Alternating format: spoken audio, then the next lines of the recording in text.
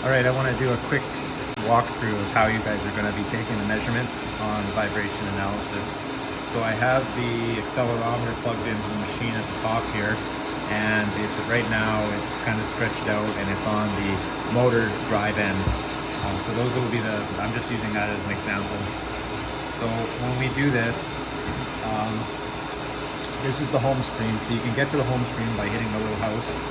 Okay, and we're not going to go through and do a route or any balancing. We're just simply going to go to analyze here. So when I press on the analyze, there's a whole bunch of different applications and things that we can go through. So these are different experts. But what we're going to do is, if I go back, is we're going to actually hit the manual analyze button. So again, this is on the home. We go to the home screen, and then we go to analyze. We're going to go manual analyze right here. Okay, so right now we're looking at a screen with all of the setup parameters. So this is your F max, so that's your maximum CPM that it's going to look at. It's also going to auto range for us.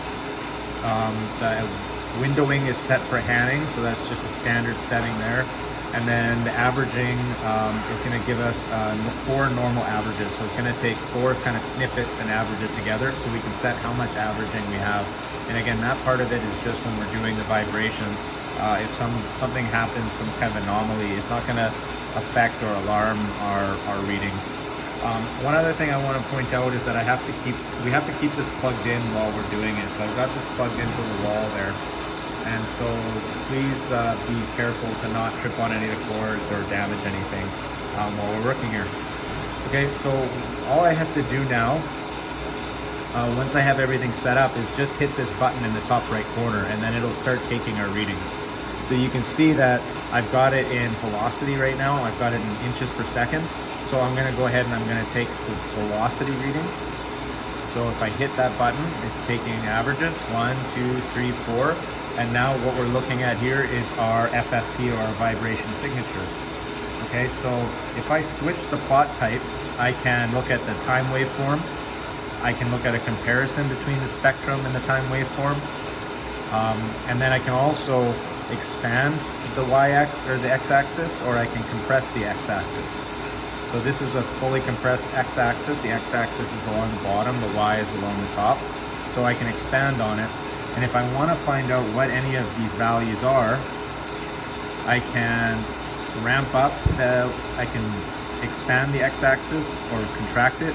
And then I can also, if you see there on the cursor, it's gonna come over and then we'll say, oh, there it is. So I got a frequency here of 1762, which is normal for a regular motor vibration. And the amplitude is 0.01625. So in your handout, what you're going to do is have some plots here, and you're going to use the graphs, and you're actually going to sketch a little plot of what we're looking at here with identifications on all of these peaks. So you see we have kind of a little bit of a ski slope here, so we'll have to take another measurement to see if that's actually picking up somewhere else. This would be our 1x, okay, then this one here will be our 2x. This is going to be something completely different. So you have to scroll across with the buttons here. And it starts skipping when you hold the button down. So when we want to find that peak there, so that peak is 3525, which is 2x. So that's a second order frequency. And then we're going to skip across here a little bit further, and then there's going to be some other, looks like some information in here. And then we've got, go a little bit further, and then we've got another peak down here that we can look at. Okay, so that one is 7200, so that one is another order frequency of our 1800. So yeah, I just kind of wanted to show you that. Once we've got all these readings and everything, you can go back, and then we'll go back to manual analyze, and then we're going to change the input. We're going to change the input from inches per second to G's. Okay, and then this is the enter button. So we hit enter. So now we see that we're on G's. So if we go back now and we start our analyzing, it's going to take our 4 averages. So it's averaging 1, 2, 3, 4.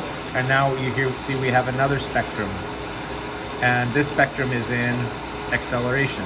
So you can see we've got a slightly different looking graph now, or vibration signature, and different frequencies are starting to pick up. So we're able with acceleration to pick up some of the higher end frequencies here.